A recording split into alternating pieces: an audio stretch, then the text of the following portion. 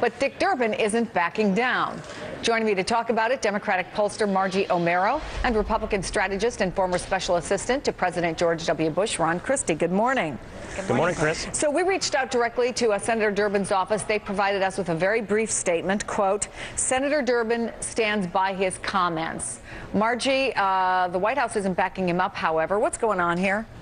Well, I certainly don't know what was said in that meeting, but I think the statement that Senator Durbin said reflects a real climate of negativity in Washington that has hurt Republicans in the polls, that has caused Washington to literally shut down. And you've had 3 polls recently show that Republicans have record low approval rating. There's this sense that a lot of Republicans feel they can't work with the president, they can't work with Democrats, they can't work with moderates in their party. They're just focused on folks who are really more farther to the right.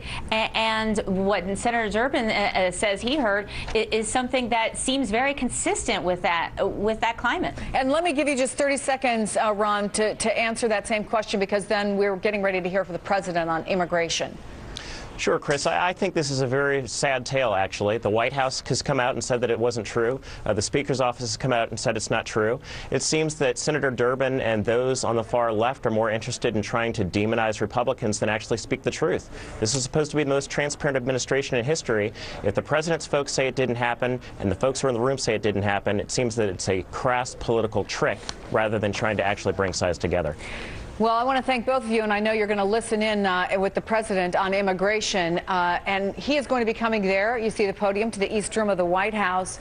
Interesting timing. There are a lot of folks who have thought that it's not possible to get immigration reform passed this year. We really only have a handful of days when they're scheduled to be in session anymore, and obviously they have a number of other things going on, and some say not even early 2014. Having said that, we are in a very different political climate now. There's been a lot of pressure on the Republicans after the shutdown. There have been a number of Republicans, including Senator John McCain, who have said that, look, this is a political imperative, that there's a huge constituency out there that the Republicans can't afford to turn away. There's also something new from Representative Darrell Issa, who is now planning to release some legislation next week to provide legal status for 6 years to undocumented immigrants in the United States. He told that to Politico in an interview just yesterday. Margie, the president, as we wait for him to come out, what do you think the chances are that some sort of immigration reform gets done? Well, it certainly would be in everybody's interest, and it's not just it's not just to appeal to Latino voters that Republicans should think about coming to the table on immigration. Voters across the board, including Republicans, want to see a path to citizenship for law-abiding immigrants. This is not simply something that Latinos support and that non-Latinos don't support. This is something that a lot of Americans, a majority of Americans, 2/3 of Americans who voted in 2012 feel this way, and it would be a shame if Republicans once again try to block issues and policies that have a wide amount of support. And Ron, we heard yesterday from House Speaker Boehner that he says he's hopeful. What do you put the chances at as we see the group coming in? And I'll have to interrupt you when the president starts speaking.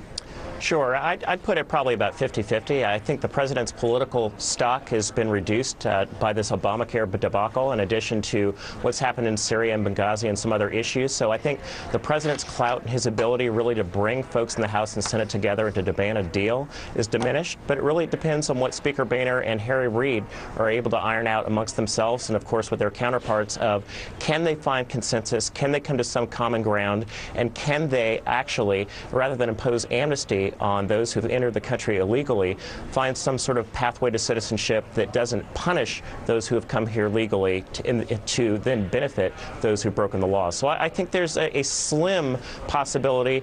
Again, I'd say 50-50 in the next couple of months, but the president's ability to get it delivered, Chris, I think has been diminished. The folks you just saw walk out on the stage, and they are all